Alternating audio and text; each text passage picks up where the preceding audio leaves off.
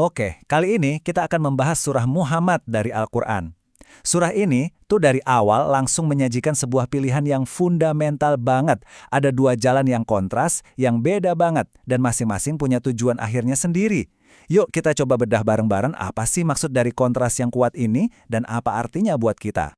Jadi, penelusuran kita di surah ini bakal dibagi jadi 4 bagian utama. Pertama, kita lihat dulu soal pertarungan antara yang benar dan yang salah. Terus, kita lanjut ke kenapa sih iman itu perlu diuji lewat perjuangan. Setelah itu, siap-siap, kita bakal lihat gambaran surga dan neraka yang super jelas. Dan terakhir, kita akan coba pahami panggilan utama dari surah ini untuk kita semua. Oke, kita mulai ya. Surah ini tuh nggak bertele-tele, langsung to the point. Dari ayat-ayat pertamanya aja, manusia itu langsung dibagi jadi dua kelompok yang jelas. Nah, pembedanya apa? Cuma satu, gimana sikap mereka terhadap kebenaran yang datang dari Tuhan. Lihat deh perbedaannya, kontrasnya kelihatan banget. Buat orang yang beriman, semua perbuatan baik mereka itu ada hasilnya. Dosa-dosanya dihapus, kondisinya jadi lebih baik. Tapi, buat mereka yang kafir, semua amalnya seakan-akan jadi debu, sia-sia. Jadi ini bukan cuma soal percaya atau nggak percaya ya. Teks ini mau menegaskan kalau pilihan itu punya dampak langsung ke semua aspek hidup dan spiritual kita, sampai ke pertanyaan paling dasar, siapa yang bakal melindungi kamu? Nah, kutipan ini bisa dibilang rangkumannya. Inti perbedaannya menurut teks ini ya, cuma satu. Punya perlindungan dari Tuhan atau nggak punya pelindung sama sekali. Simple, tapi ini jadi garis pemisah yang menentukan banget antara dua jalan tadi.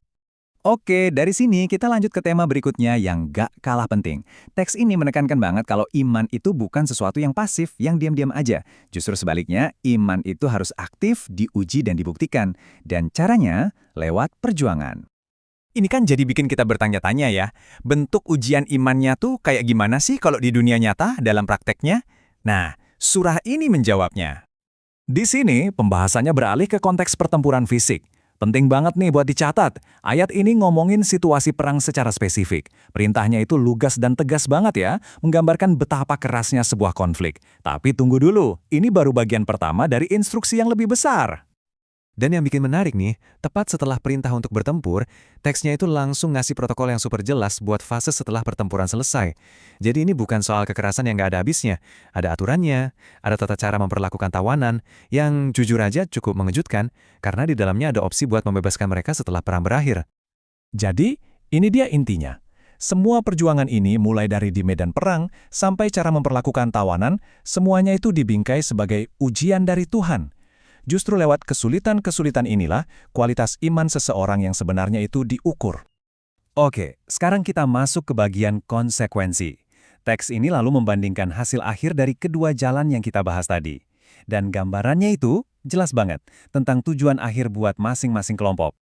Buat orang-orang beriman, janjinya itu surga yang digambarkan dengan keindahan yang bisa kita bayangin. Coba deh bayangin, ada sungai-sungai susu yang rasanya nggak pernah berubah, sungai madu yang jernih banget, dan yang paling penting dari semuanya, ada ampunan dari Tuhan. Wah, ini gambaran kedamaian dan kepuasan yang sejati dan abadi ya. Dan sebagai perbandingannya, wah kontrasnya benar-benar tajam. Buat mereka yang menolak kebenaran, takdirnya adalah neraka. Sebuah tempat penderitaan abadi, dengan siksaan fisik yang digambarkan sangat mengerikan dan gak ada akhirnya. Bahkan teksnya sendiri ngasih pertanyaan retoris yang jujur aja nusuk banget buat menegaskan betapa jauhnya perbedaan antara dua nasib ini. Emangnya bisa gitu, keduanya disamain? Nah, ini semua membawa kita ke bagian akhir, ke kesimpulan dari surah ini. Bagian ini fungsinya kayak panggilan terakhir untuk bertindak, sekaligus jadi rangkuman tentang gimana sih sebenarnya hubungan antara manusia dan Tuhan. Di bagian akhir ini, kita diajak buat melihat hidup dari sudut pandang yang beda.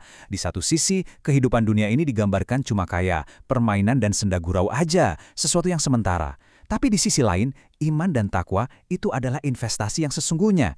Itu jalan yang menuju pahala abadi dari Tuhan. Ini nih, inti hubungan antara manusia dan Tuhan menurut surah ini. Posisinya jelas, Tuhan itu maha kaya, nggak butuh apa-apa dari kita. Sebaliknya, kita, manusia, pada dasarnya adalah pihak yang butuh banget sama Dia, sama rahmatnya. Dan penutupnya adalah sebuah peringatan yang sangat tegas. Kalau kita berpaling, ya ada konsekuensinya. Dan pesan dari Tuhan ini bakal tetap lanjut. Kalau perlu, ya lewat kaum yang lain. Jadi, setelah kita lihat gimana teks ini ngegambarin dua jalan yang sangat jelas, satu ke surga, satunya lagi ke neraka, pertanyaan terakhirnya sebenarnya bukan buat teks ini lagi, tapi buat kita semua. Dengan konsekuensi yang sebesar itu, beban pilihan dan tanggung jawabnya itu sepenuhnya ada di tangan kita masing-masing. Pertanyaannya sekarang, jalan mana yang akan kita pilih?